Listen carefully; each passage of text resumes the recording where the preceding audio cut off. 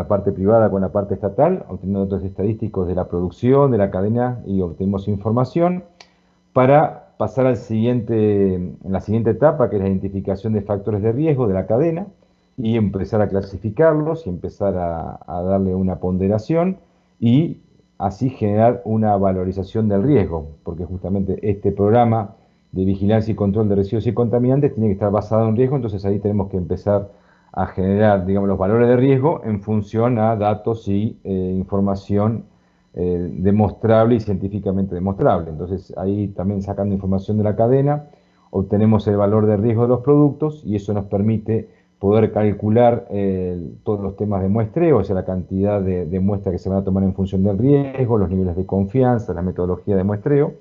Y vamos a terminar con en base al plan, el programa de vigilancia y control, en este caso de residuos y contaminantes, para leche y carne, los costos para llevarlo a cabo y esta actividad, ¿no? Que es la de capacitación como tal. Esta es la estrategia en general de la consultoría, que también hemos practicado una parte en 2018 y bueno, ahora se está llevando específicamente para carne y para leche con el MAGA. Se quedó trabado ahí.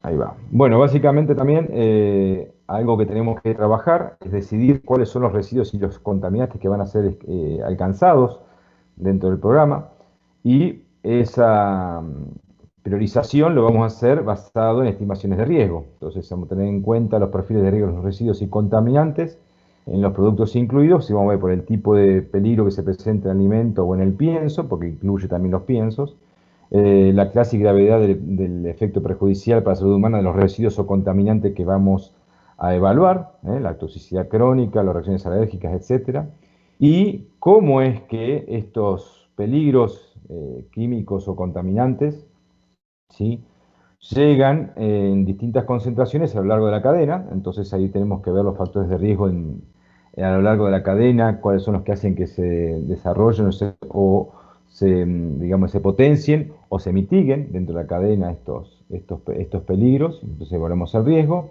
y el consumo alimentario, digamos, la cantidad de ingesta que tenemos de alimento y por lo tanto la cantidad de peligros del cual estamos expuestos. Entonces, bueno, eso es lo que tenemos que ver y tenemos que calcular y por eso toda esa información previa de datos y para poder obtener una información y poder así valorizar los riesgos que tenemos en los distintos productos. Así que eso es una tarea que vamos a ir avanzando dentro de poquito tiempo. Los pasos a seguir, empezamos con una capacitación, un módulo inicial, que es el día de hoy, con tanto a técnicos del MAGA y del sector público, en este caso somos salud y laboratorio, y los técnicos del sector privado. Después vamos a seguir trabajando en lo que es el relevamiento, llevamos reuniones virtuales todos los viernes, pues usamos los viernes a la mañana. Seguimos relevando información y vamos estructurando el programa. Y después vienen el resto de los módulos intermedios que se va a dar viernes por medio, ¿sí? Vamos a sumar también de vuelta a los técnicos del sector privado. No estaba previsto en un principio, pero creímos que era importante sumarlos al sector privado también, en esas capacitaciones, esos módulos.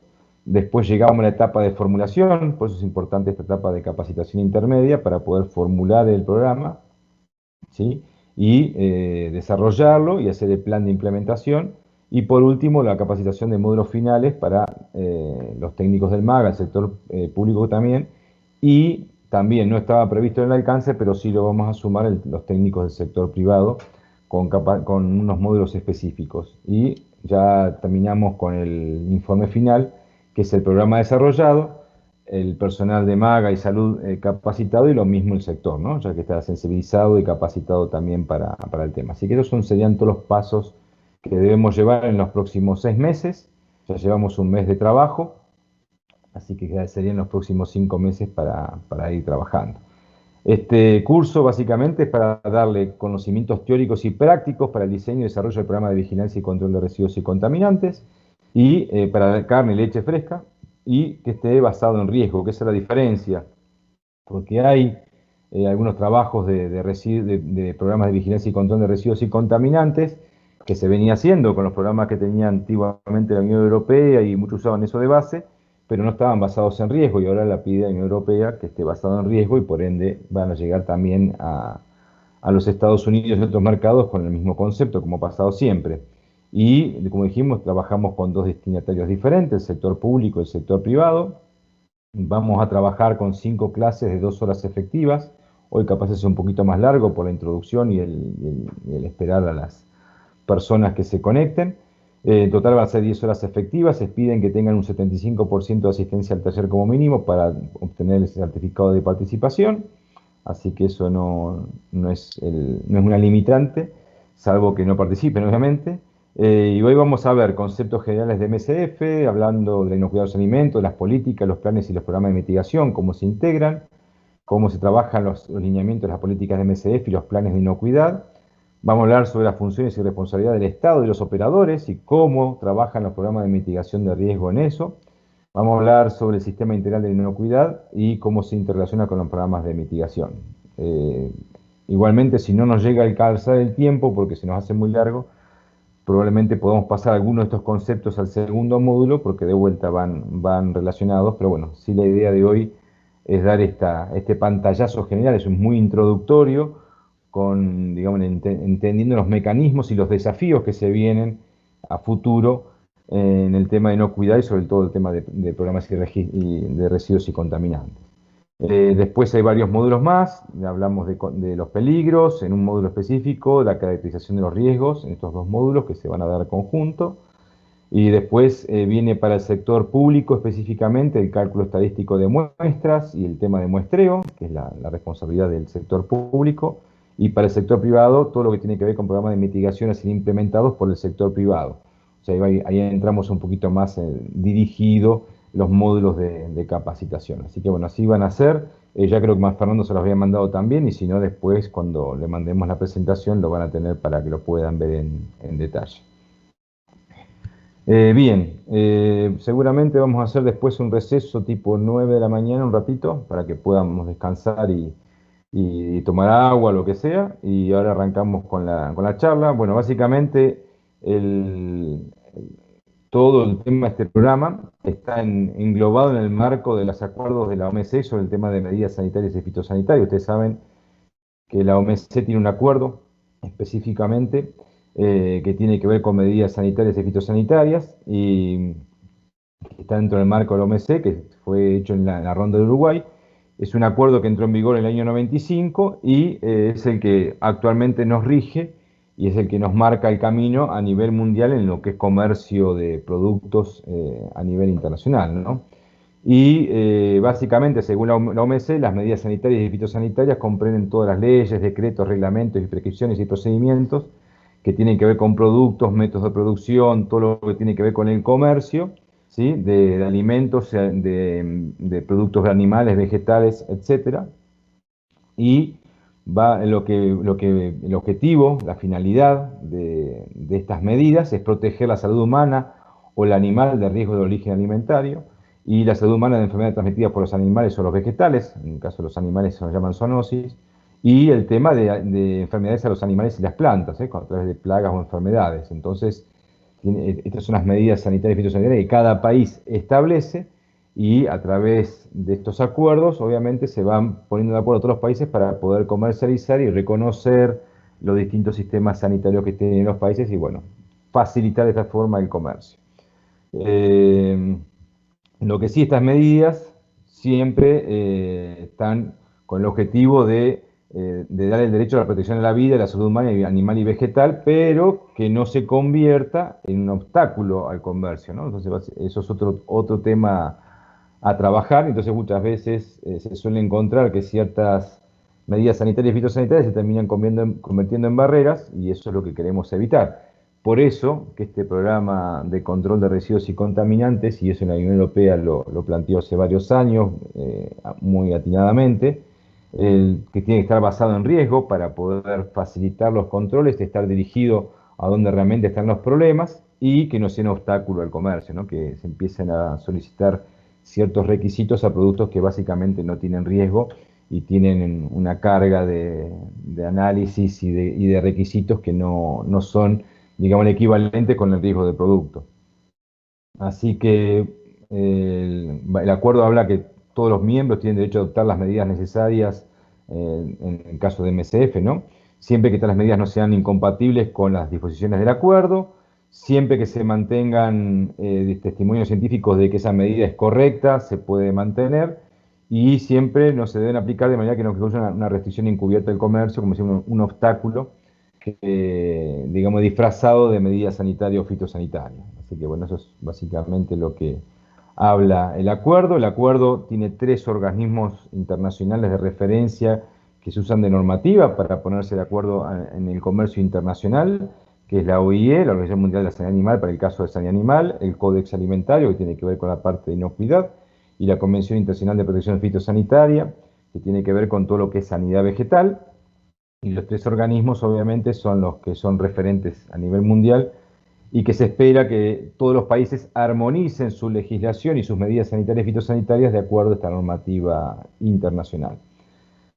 A su vez, la región centroamericana tiene un tratado general de integración económica, que es el famoso protocolo de Guatemala, y todos los que han trabajado posteriormente están trabajando en un código único aduanero centroamericano y la Unión Aduanera Centroamericana.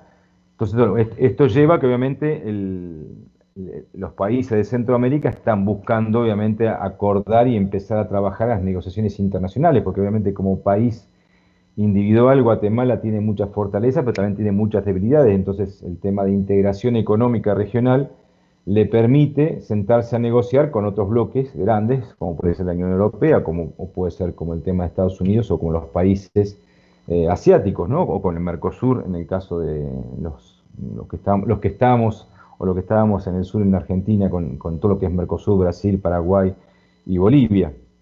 Entonces, los países siempre buscan negociar su comercio y tiene sus planes de acción. Por ejemplo, lo que es Centroamérica tiene un acuerdo de asociación centroamericana con la Unión Europea que está trabajando activamente, en el cual hay muchos trabajos, por ejemplo, de la SIECA, en el cual ahí estamos trabajando, por ejemplo, con Thierry, en todo el tema de una directriz sobre el tema de residuos y contaminantes, que se está trabajando a nivel de la SIECA, y bueno, y de otros proyectos más.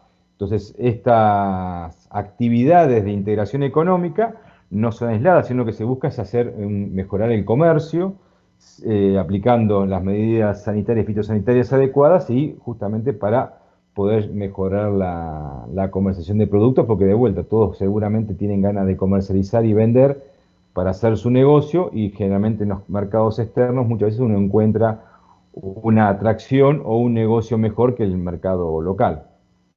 Y con la globalización de los mercados, obviamente, y esta eliminación de las barreras al comercio, ha hecho que siempre las negociaciones internacionales sean un factor importantísimo a la hora de comprar y vender productos, en este caso agropecuarios en su mayoría, a nivel internacional. Y entonces las negociaciones buscan resolver conflictos internacionales, problemas comunes y desarrollar básicamente mercados. Entonces ahí empieza a verse cómo se manejan las negociaciones con los distintos mercados, con sus requisitos, qué se puede desarrollar, para dónde va, y ahí empieza la negociación, ¿no? Como siempre, siempre con el cuidado, como todo el mundo mostraba, con el bate atrás, pero negociando religiosamente.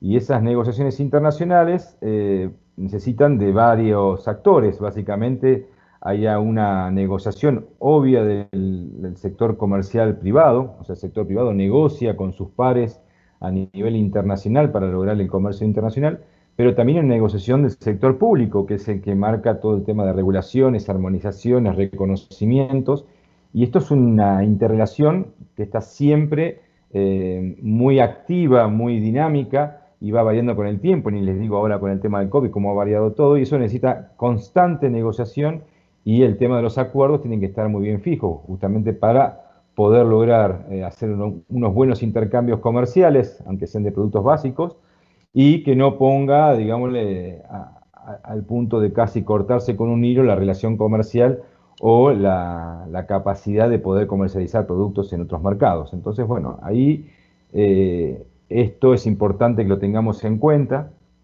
¿Por qué? Porque hay muchos requerimientos, ha habido unos cambios en los últimos 20 años, ha habido unos cambios impresionantes en todo lo que tiene que ver con la regulación de alimentos y el comercio internacional de alimentos, y que eso ha llevado a unos cambios muy grandes en los sistemas nacionales de medidas sanitarias y fitosanitarias, incluso los de inocuidad, obviamente. Entonces, bueno, estas negociaciones internacionales son dinámicas y actualmente estamos en otro proceso importantísimo de cambio. Y ahí es donde justamente, por eso fue la necesidad de invitarlo a Thierry e invitarlo a todo este proceso, porque creo que él es una persona que tiene mucha visión, mucho conocimiento del tema y a su vez conoce muy bien la región. Entonces ahí, Thierry, te dejo la palabra para que nos puedas continuar con el tema. Gracias Claudio. Bueno, eh, básicamente lo que queremos comunicarles es que obviamente el rol de la cadena del comercio internacional tiene dos grandes eslabones. Lo que llamamos cadena de valor, que es el precio que me va a pagar el mercado por mi producto, y el concepto de cadena lógica, que es cuánto me cuesta producirlo, todo lo que es para el manejo físico del producto, la distribución de ese producto al mercado que lo va a usar. Y en realidad lo que hay que hablar es de cadenas integradas, porque si solamente pensamos en cuánto me van a pagar o solamente pensamos en cuánto me cuesta y hacer el producto que yo quiero hacer y no el producto que me está pidiendo el mercado, las cosas no funcionan.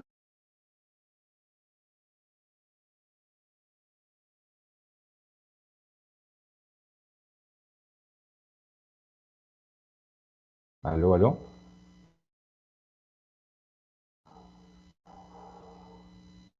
Thierry, ¿estás ahí? Perdón, ahora sí. Ahí ¿Me estamos. escuchan? Sí, bien. Ahora sí, perfecto. Bien, entonces no se puede lograr sostener una cadena de valor exitosa, obviamente, si no tenemos una cadena logística confiable. Adelante. Y si encima no tenemos un producto, como estamos hablando de alimentos, un producto con características sanitarias aceptables, so pena de lo que nos pasa en muchos mercados de muerte comercial, o sea que desaparece la posibilidad de seguir comercializando el producto. Adelante. ¿Cuáles son los grandes desafíos entonces que nos esperan? Bueno, uno de los grandes desafíos que afectan a la política a nivel mundial, aunque está centrado en la Unión Europea, es que la Unión Europea definió hacer cambios importantes para el 2030 y el 2050, y de los que más nos importa, en realidad lo que más afecta, no es solamente que querer pasar a energía limpia, accesible y segura, sino sobre todo lo que tiene que ver con ambicionar cero polución para un ambiente libre de tóxicos, y esto afecta tanto al uso de fertilizantes, de plaguicidas, etcétera. Preservar y restaurar todos los, para atrás por favor, restaurar todos los ecosistemas y la biodiversidad. Y el otro punto muy importante que tiene que ver con de la granja al tenedor, un sistema alimentario amigable con el ambiente y sobre todo saludable. Y para lograr esto hay una serie de decisiones políticas que tomó la Unión Europea. Adelante. En primer lugar es obviamente incrementar la ambición climática europea. En este caso, para la Unión Europea, ser libre climáticamente, ser neutro climáticamente para el 2050, y esto implica que para el 2030 va a reducir un 40% de las emisiones. Obviamente, esto también tiene que ver, y cómo nos afecta, porque al final la Unión Europea que haga lo que quiera, uno podría decir, pero no, porque la Unión Europea es un mercado de más de 500 millones de consumidores con alto poder adquisitivo que nos compra a nuestros países, y obviamente lo que nos interesa fundamentalmente es que nos están diciendo: los que no cumplan con la reducción de carbono le vamos a cobrar un impuesto sobre el carbono en frontera. ¿Por qué? Porque yo a mis industriales les voy a exigir reducir el carbono, y por lo tanto no voy a permitir que vengan de otros países industriales que no están sometidas a la misma presión, y voy a cobrar un impuesto sobre el carbono en frontera, lo que va a hacer que el producto va a ser menos competitivo en el mercado por su precio. Y por el otro lado quiere liderar mundialmente la economía circular, que es justamente reducir los desperdicios y mejorar el reciclado de todo lo que se pueda reciclar, pero con tecnologías limpias. Adelante. Cuando hablamos de energía limpia, asequible, estamos hablando de que no es que vamos a restringir el uso de energía, sino que vamos a generar energía sin generar carbono.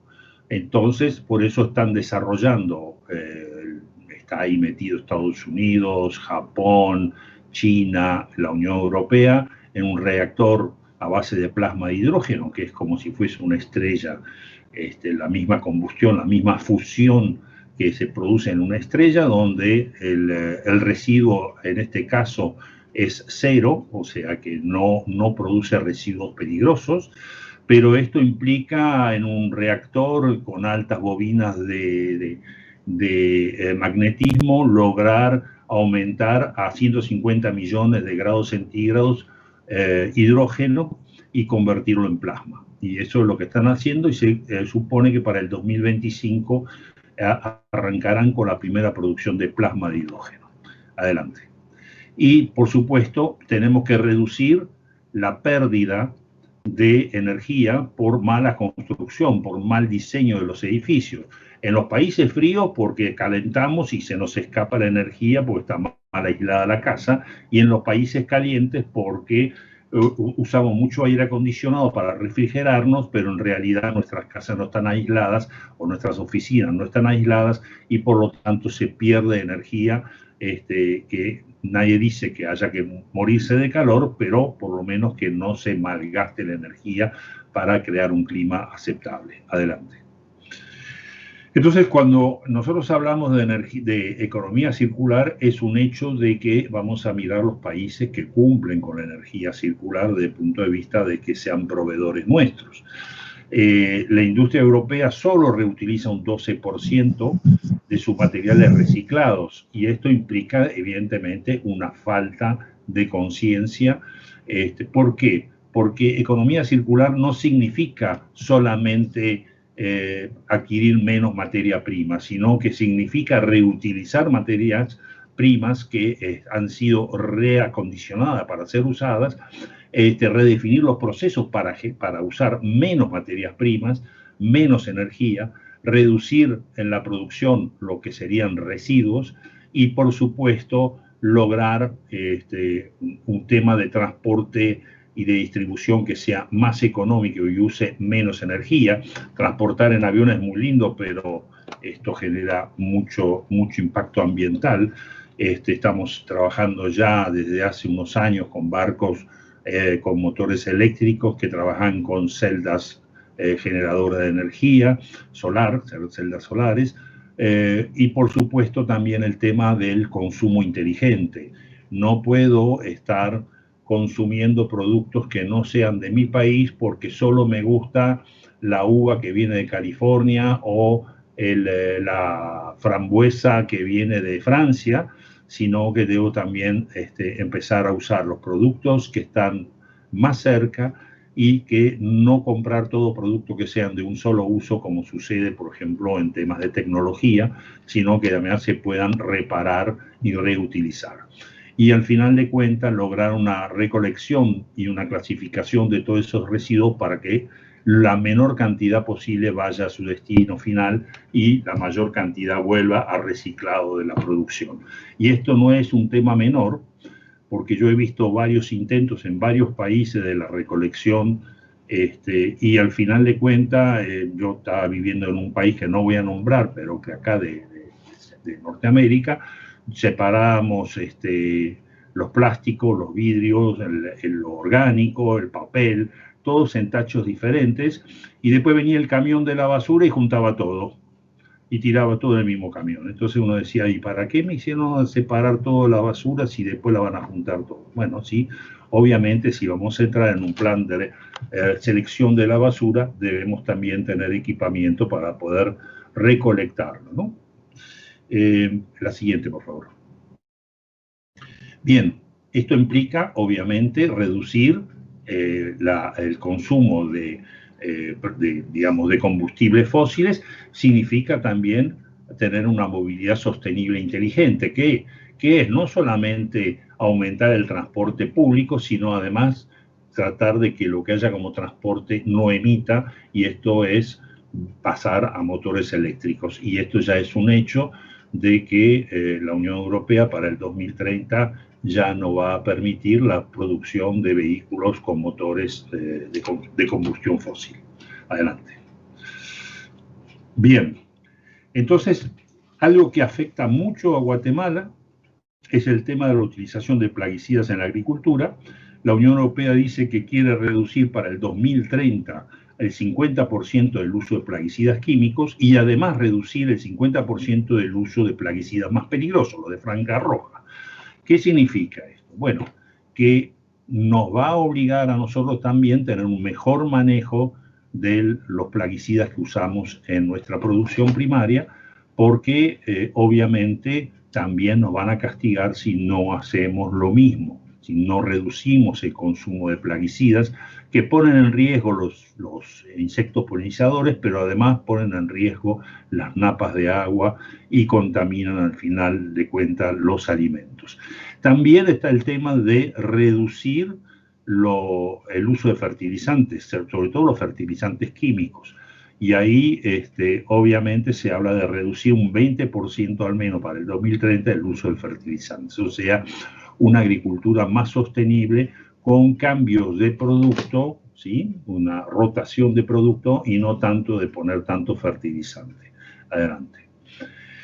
Por otro lado, está todo el tema de la resistencia antimicrobiana y lo que significa, con lo cual también se está pidiendo para el 2030 reducir al 50% la venta de antimicrobianos para animales de granja y de acuicultura. Esto significa que no se use antibióticos preventivos en el agua de las granjas de producción de pollos, que no se use tanto pienso medicado, etcétera, etcétera. Y por supuesto pasar a una agricultura ecológica. La Unión Europea quiere para el 2030 25% de sus tierras agrícolas que sería la ecología, la agricultura ecológica, y obviamente esto va a empujar a la compra de más productos certificados ecológicos, aunque uno de los problemas que tenemos allá en Europa es que hay muchos productos ecológicos que se consideran fraude porque en realidad no son ecológicos, y eso se está justamente con la nueva regulación haciendo mucho más estricto el control. Promover la transición mundial es yo te ayudo, pero tendrás que cumplir con las metas que se están marcando. Y esto tiene un impacto importante porque Guatemala exporta a la Unión Europea chocolate, exporta frutas, vegetales, y por supuesto si quiere exportar carne, con más razón va a tener que cumplir con estos temas. Adelante. Ahí si me permitís, sí, ahí dijiste dos cosas que me gustaría resaltar, que son muy importantes, que es el tema de la utilización de plaguicidas y la relación que tiene eso con el tema del sistema de registro nacional de plaguicidas, ¿no? Que ahí hay unos cambios muy importantes a nivel de la legislación europea y a nivel Centroamérica también, hay un debate muy grande de cómo se deben registrar y cuáles son las condiciones para esos registros, ¿no?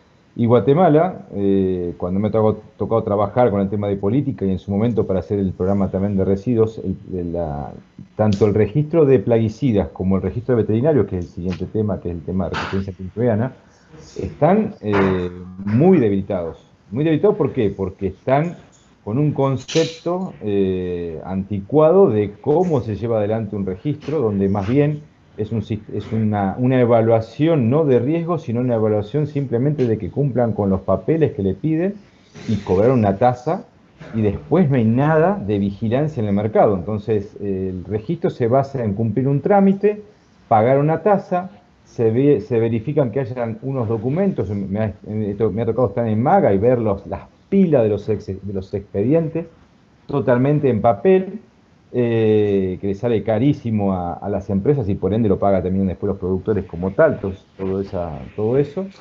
Y cuando uno va a esos registros de base de datos, no tiene ninguna información, o sea, no logramos tener, por ejemplo, bueno, cuáles son los principios activos que se puede usar para tal plaga, para tal producto, por ejemplo, no sé,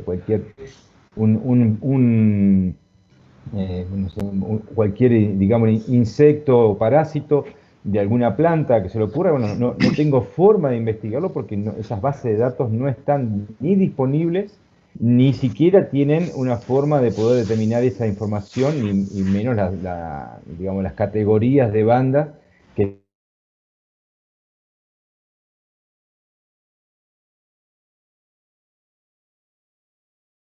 estos temas no los ordena en los próximos años. Obviamente podamos tener todo el Programa Nacional de Residuos y Contaminantes perfecto, lindo, trabajado, consensuado, pero eso es la base. O sea, ahí arrancamos. De hecho, uno de los subfactores que trabajamos tiene que ver con eso, y ya estamos viendo que esa información no la tenemos. Entonces, fíjense que uno de los subfactores principales que vamos a trabajar para hacer la evaluación de riesgo en el tema de residuos y contaminantes, una de las principales fuentes de información no está.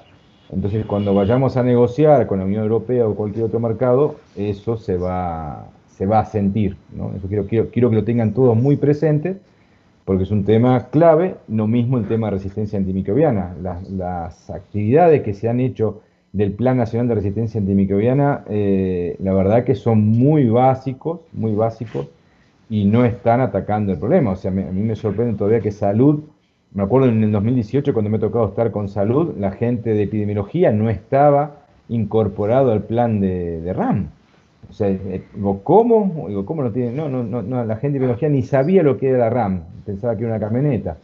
Entonces, tenemos ese tipo de situaciones que también, no, es como que no se está viendo el norte, es como que nos quedamos concentrados en lo que nos pidieron los últimos 20 años los mercados, y queremos cumplir con eso y nos estamos desviando de lo que viene hacia adelante. Por eso es importantísimo lo que planteó Thierry, lo del Pacto Verde, lo de la economía circular y todos estos hitos que se van a ir dando, como siempre ha sido con la Unión Europea, como fue la trazabilidad en su momento, bueno, en todo el tema del concepto de prevención antes de que de control. Así que bueno, eso sí quería resaltarlo.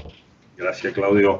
Bien, entonces, ¿qué hace la Unión Europea? Porque esto no viene así nomás. En el 2014 trabajé con Ecuador para el del programa basado en riesgo, luego lo hicimos con Claudio en Perú, y también mientras tanto hablando con los laboratorios de referencia de la Unión Europea y con los europeos.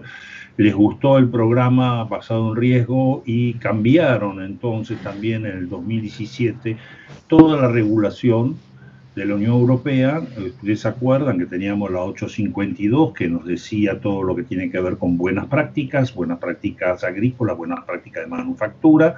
Tenemos la 853, el reglamento 853, que tiene que ver con todo lo que es con matrices animales, digamos, todo lo que es el riesgo, manejo en plantas y lo que hay que cumplir para el tema de mataderos, por ejemplo, barcos de pesca, etcétera.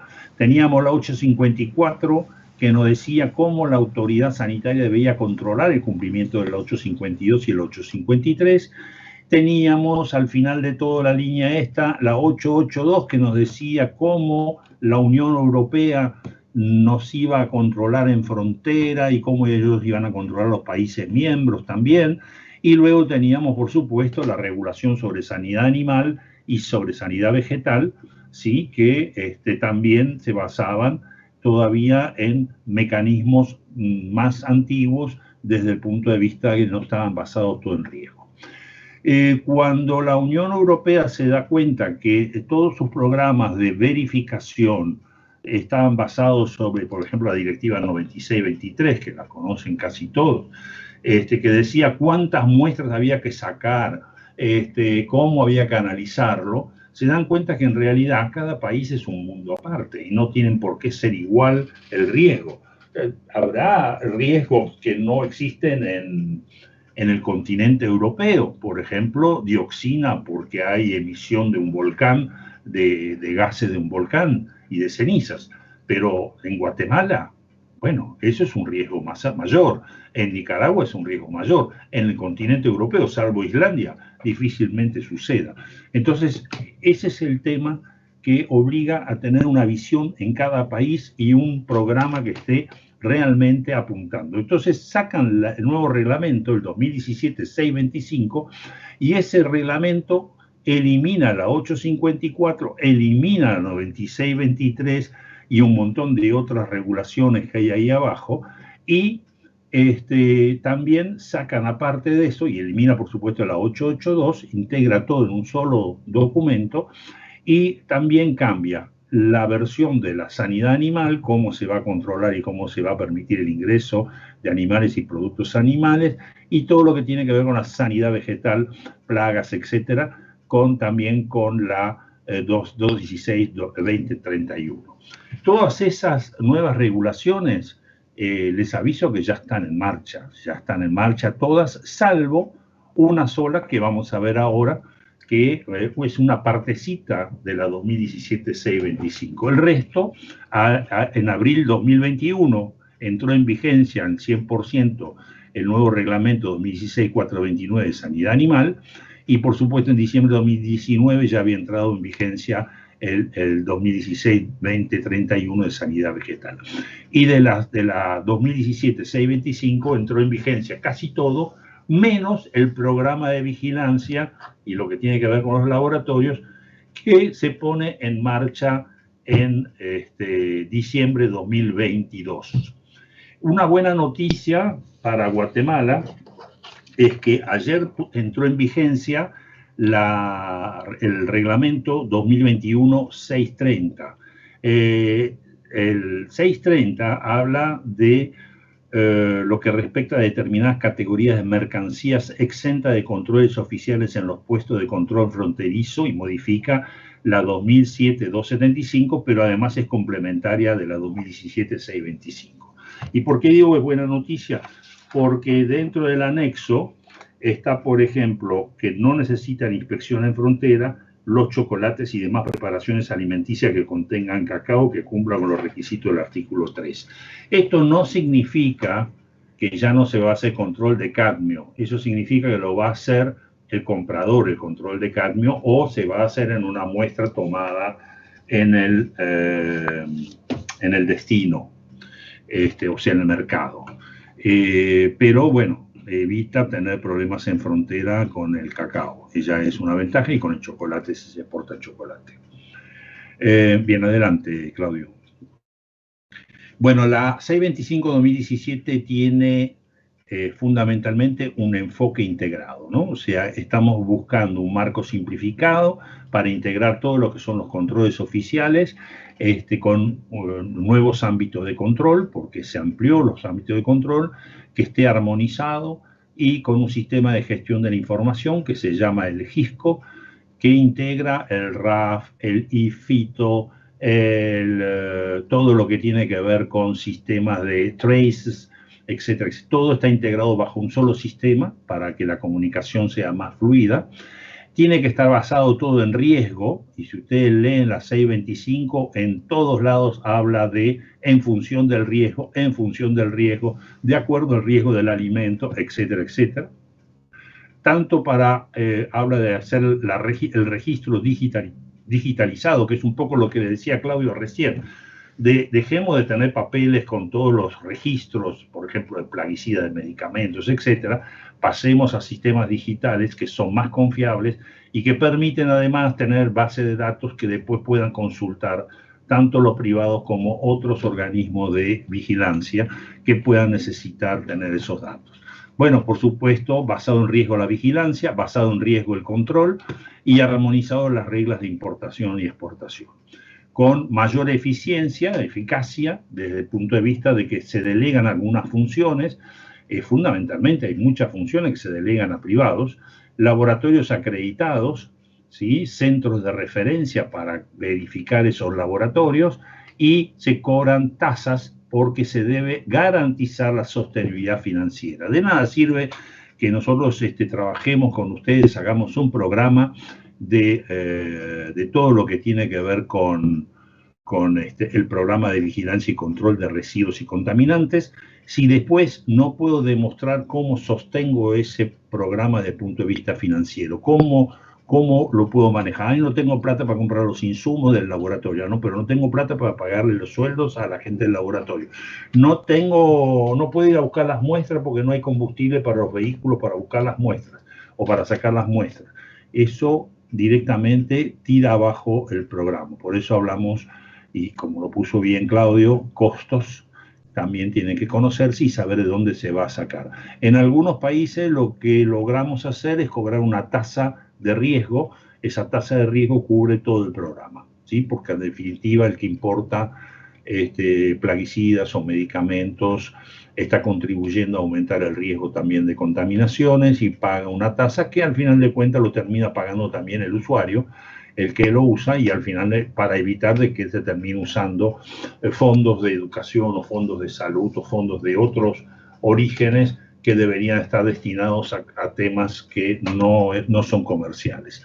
Y también lograr una mayor transparencia, informe de los controles, efectuando sus controles, sanciones más estrictas, mucho más estrictas ahora son las sanciones, información sobre todo lo que es la calificación de los operadores.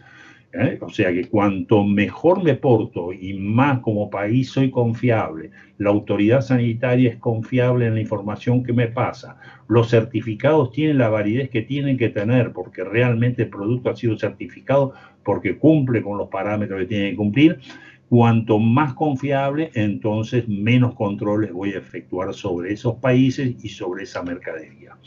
Y por supuesto con auditorías internas. Adelante. Este es el pantallazo rápido de todo lo que tiene que ver con legislación vinculada a residuos y contaminantes, tanto de medicamentos aditivos, plaguicidas, metales pesados, nitratos, dioxinas, micotoxinas, etc. Aquí no está la parte microbiológica, que está en un reglamento aparte, pero aquí pueden ver cómo se interactúan los diferentes reglamentos que está reglamentado. Lo que tienen doble asterisco es porque han sido reemplazados por la 625-2017 y sus complementarias. Pero bueno, en definitiva, la 625 es un cambio importante en toda la legislación. Adelante. Bien, ¿qué cambia? Bueno, de los controles oficiales se empieza a controlar los piensos, todo lo que tiene que ver con sanidad animal mucho más estricto, bienestar animal, todo lo que tiene que ver con intereses, información a consumidores, esto llamamos fraude, tenemos mucho fraude en alimentos, refuerza muchísimo lo que tiene que ver con inocuidad alimentaria, por eso está en rojo y en verde, porque mantiene mucho de la 852, la 853, por supuesto siguen siendo válidas, pero en los controles oficiales lo refuerza mucho. También refuerza mucho más lo que son materiales en contacto con alimentos, la liberación intencionada de organismos modificados genéticamente, y también refuerza totalmente nuevo la sanidad vegetal, la comercialización y uso de fitosanitarios, y ahí estamos hablando de plaguicidas, fitoterapéuticos, todo lo que tiene que ver con fertilizantes, etcétera, y los productos ecológicos desde el punto de vista de garantizar que sean realmente ecológicos. Adelante.